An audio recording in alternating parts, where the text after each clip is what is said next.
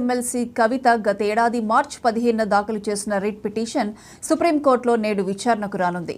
అలాగే ఈ నెల 15న తన్ను ఈడీ అరెస్ట్ చేయడాన్ని సవాల్ చేస్తూ దాఖలు చేసిన మరో పిటిషన్ను ఆమె తరపు న్యాయవాదులు ఇదే కేసుతో పాటు ధర్మాసనం ముందు ప్రస్తావించే అవకాశం ఉంది.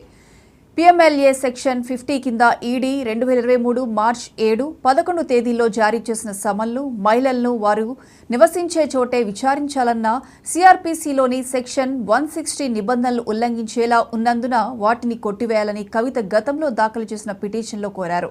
గతేడాది డిసెంబర్ 15న ఈ కేసు జస్టిస్ సంజయ్ కిషన్ కౌల్, జస్టిస్ సుధాంశు ధులియాలతో కూడిన ధర్మాసనం ముందు విచారణకు వచ్చినప్పుడు ఎమ్మెల్సీ కవితకు సమన్ల జారీను 10 రోజులు వాయిదా వేస్తామని ఈడీ సుప్రీంకోర్టుకు తెలిపింది.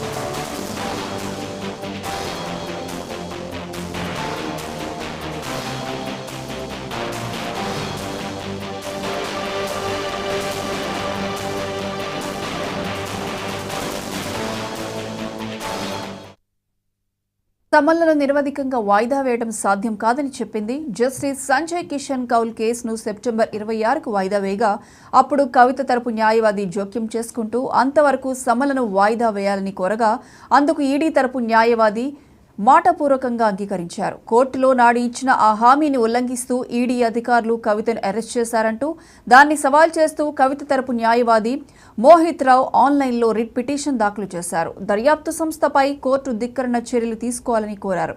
ఈ రెండు కేసులు నేడు జస్టిస్ బేలాయం త్రివేది నేతృత్వంలోని ధర్మాసనం ముందు విచారణకు రానున్నాయి.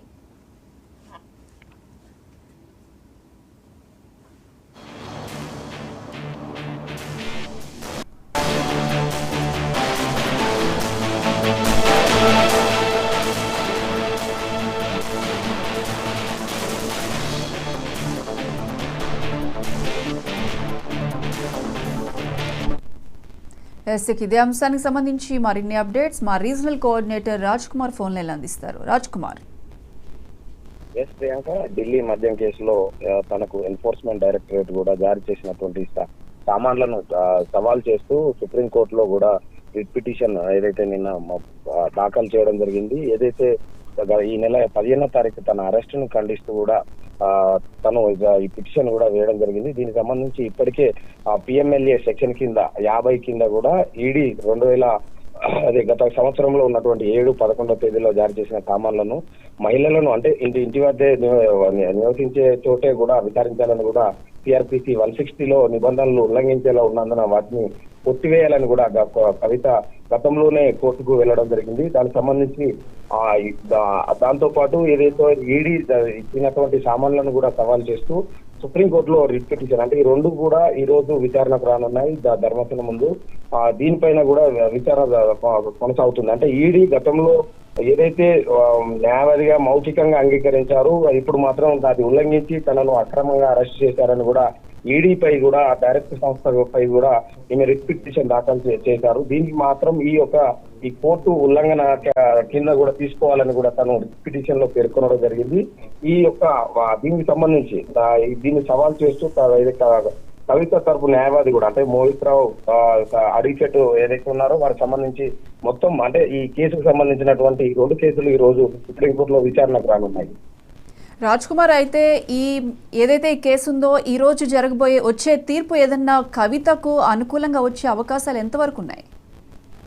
దాదాపు అంటే ఈ గత సంవత్సరంలో అప్లై చేసింది అంటే ఇప్పుడు విచారణకు వచ్చింది. అది ఇప్పటికిప్పుడు ఈడీపై అంటే ఎలాంటి అంటే కవితకు అనుకూలంగా వస్తుందా, లేదంటే ఈడీ కూడా సవాల్ ఈడీ కూడా దాని తరఫున కూడా ఏదైతే దర్యాప్తు సంస్థ ఏదైతే ఉందో వారు కూడా కోర్టుకు తమ యొక్క వాదనలు కూడా వినిపించనున్నారు బలంగా. ఇలాంటి నేపథ్యాలు అంటే కవితకు అనుకూలంగా ఇప్పటికిప్పుడు అయితే రాకపోవచ్చు, కాకపోతే ఈ యొక్క నిబంధనలు ఉల్లంఘించారా లేదా అనేది సుప్రీంకోర్టు పరిగణలోకి తీసుకుంటుంది. దీనికి అన్నిటి నేపథ్యంలో మాత్రం అసలు ఈడీకి ఏమైనా అంటే ఈడీ పైన మాట్లాడుతుందా లేదా కవితకు అనుకూలంగా మాట్లాడుతుందా చూడాల్సి ఉంది. Right Raj Kumar, thank you.